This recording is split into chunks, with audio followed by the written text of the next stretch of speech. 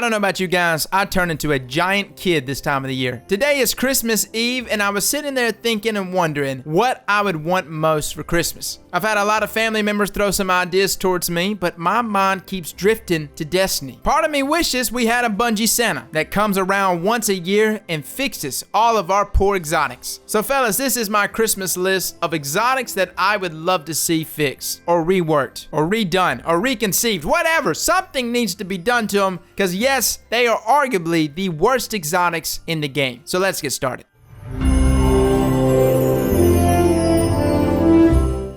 At number 5 on this list, and these aren't really in any particular order, it just always sounds better when we come from 5 and we count down. Khepri's Horn. Oh man, this exotic. I don't know what the thought process was for this one. Normally, when an exotic looks as ugly as this, it's actually pretty good. If you ever notice in just about any like RPG game, you'll come across like some armor that's just hideous. But the saving grace is that it has some sort of ability that just makes you absolutely nasty. When it comes to Khepri's Horn, as ugly as it looks, is about as bad as it performs. It comes with the exotic perk Solar Rampart. Solar damage kills recharge your barricade, which unleashes a blast of solar energy when summoned. So right here we throw up our barricade, and as you can see here, this typhoon of a forest fire is about to wipe out everything in front of it. No, in reality, it just barely tickles most enemies. Upon going to Greg and checking damage numbers, it hits 639 twice on direct hits, whereas Thermite Grenades hits 1,314 times 2 on direct hits and pulses for 4 times. Needless to say, when you compare damage values, your barricade solar damage is only 12% of what a Thermite Grenade does. Now, I think the intended synergy here from Bungie, and I gotta give Bungie a little credit,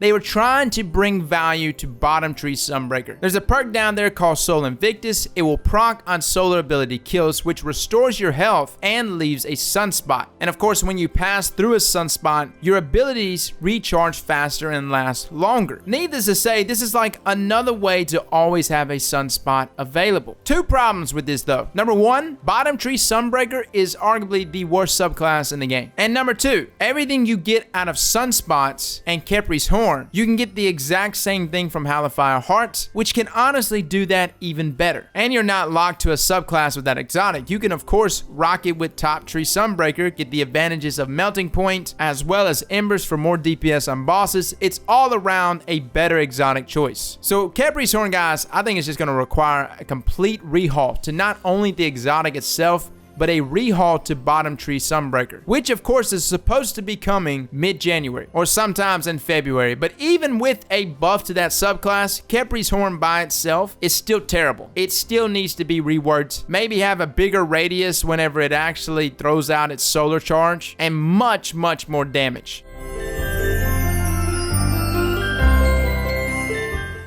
Number 4 on our list is Mekinese Trick Sleeves. These are actually hunter exotics. I really liked them back in year 1. They come with the exotic perk Spring Loaded Mounting, which increases sidearm ready and reload speed, which is really nice. But also, while you're critically wounded, swapping to a sidearm increases its damage. Now, how much does it increase that damage? Well, something like a Smuggler's Word that hits 45 per crit and 33 per body, when Trick Sleeves is activated, is hitting 60 per crit and 43 per body. That's a pretty significant bump in damage. For something like Smuggler's Word, you can easily 2-burst a Guardian down. Now, the idea for this exotic was like if somebody rushed you, especially in year 1, and they were rushing you with an antidote, and they already got some shots into you, you were in that critical health zone, you then would pull out your sidearm and just melt them. The problem with this exotic now is that it's still stuck in year 1. Instead of having someone come around the corner and hitting you with an SMG, now they're coming around the corner and just hitting you with a shotgun. So it's a good chance you're already dead. But another thing that I really dislike about this exotic is that you don't get the sidearm increase in damage unless, number 1, you're critically wounded, which is like somewhere between 90 and 70 health left on your Guardian. Most of us are around 190. And number 2 is that you actually have to have your other weapon out and swap to the sidearm while you are critically wounded. So if someone actually is rushing me with a shotgun, I'm taking the initiative. I'm already jumping away from them.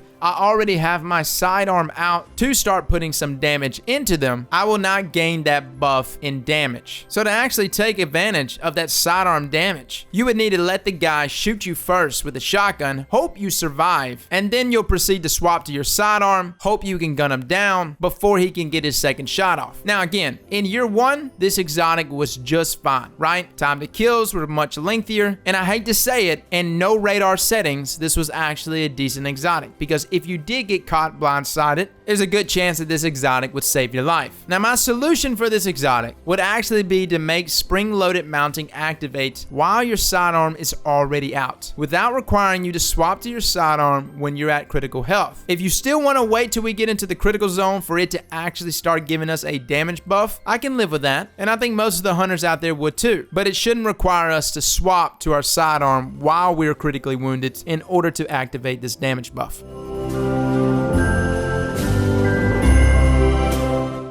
Looking at number 3, we have the Eon exotics. I think I'm saying that right. I think I was originally saying Ion, but it's actually Eon. Whatever, no one's ever really cared how you said these exotics because no one uses these exotics. There's actually 3 of them. You've got one for warlocks, one for hunters, and one for titans. They all come with the same exotic perk, Eon Energy, which grants your allies ability energy, class energy, or grenade energy depending on what class they are. So if you're a warlock and you have the gauntlets on and you throw your grenade, you now just granted titans barricade energy, warlocks grenade energy, and hunters dodge energy. Now in order for this to get the full potential, the other guardians around you also have to be wearing these exotics, and if they're not wearing these exotics, then they just get a very small fraction of that energy bump. Needless to say, guys, this came out in Curse of Osiris, and I hate everything about these exotics. Believe me, I love granting ability energy to allies. That's always great in all activities, but to take full advantage of it, your entire fire team or raid team or maybe crucible team needs to be wearing these exotics. But what I hate most about these exotics is that it promotes a very ugly playstyle, or what it was originally trying to promote, because essentially what it does, it causes players to bunch together. This is the exact same playstyle that almost killed Destiny 2 Crucible in year 1. Overall, I feel like this is a very hard one to improve. It's apparent that not much thought was put into them. They look cool, and that's the thing about them, man. They look wicked. I like them as far as cosmetics go, but in terms of functionality, there's so many other exotics that are better in both PvP and in PvE.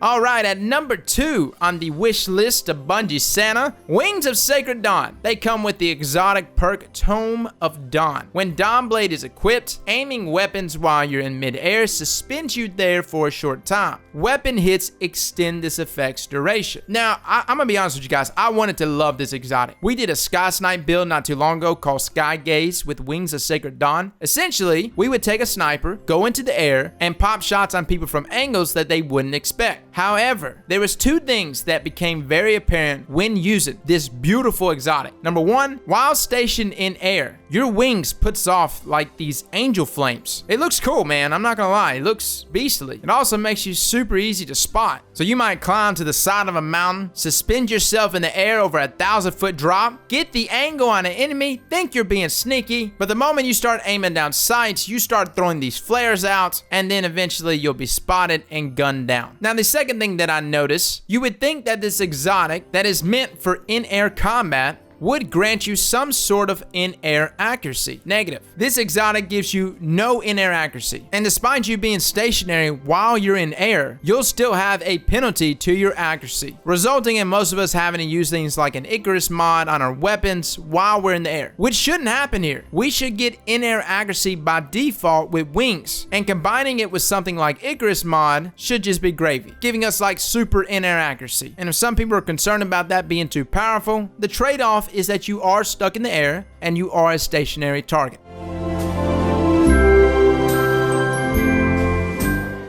Now, number 1, and this is by far not the worst exotic. Again, this is not a tiered list, so I know I'm saying number 1 right now, but understand, these are just, they're all equally bad, okay? Winter's Guile. It comes with the exotic perk Warlord Sigil. Eliminating enemies with melee attacks increases your melee damage. I feel like I'm really picking on warlocks here. Winter's Guile with the right conditions are actually amazing. For instance, in strikes like today with Brawler on, it can be outright nasty. You can see that our damage is exponentially increasing. The biggest problem with these exotics is the time frame to get your melee kills is only 5 seconds. So yeah, that damage is great, but you only have 5 seconds to get your next melee kill. Now, the obvious comparison is probably between Winter's Guile and Wormgod Caress. Wormgod Caress, guys, are Titan exotic gauntlets that essentially does the exact same thing. But the only reason why Winter's Guile is here instead of Wormgod is because Middle Tree synergy on the Sunbreaker class pairs so well with Wormgod Caress, because you have a hammer and you can throw it at enemies, giving your melee attack some range. So yeah, it still has the 5-second rule, but you at least got a little bit of range with your hammer. So you do all that work to get the 5 stacks, you see a boss or a big major, all you have to do is just throw a hammer to them. Now, Wormgod Caress is not perfect either. It's just slightly better due to that Middle Tree Sunbreaker class. But I definitely think that the time duration is what's killing both of those exotics. But the real crime to me was trying to utilize Winter's Guile in Crucible. See, when you get a melee kill, especially as a warlock, you're obviously going to be using up your melee charge, right? So there you are with a buffed melee ability, ready to kill the next target, but you're down a melee charge, which can make all the difference. You see, Winter's Guile, I see the potential. It would be perfect with something like Atomic Breach if it refreshed your melee ability. Combining those two things together can give warlocks the ability to one-hit guardians in Crucible after getting a melee kill. The problem is you'll never be able to really combine those two, as your melee ability will most likely be discharged after getting a melee kill. I actually see a lot of potential with this exotic, but I definitely think it should reproc that melee ability. Would it be too OP?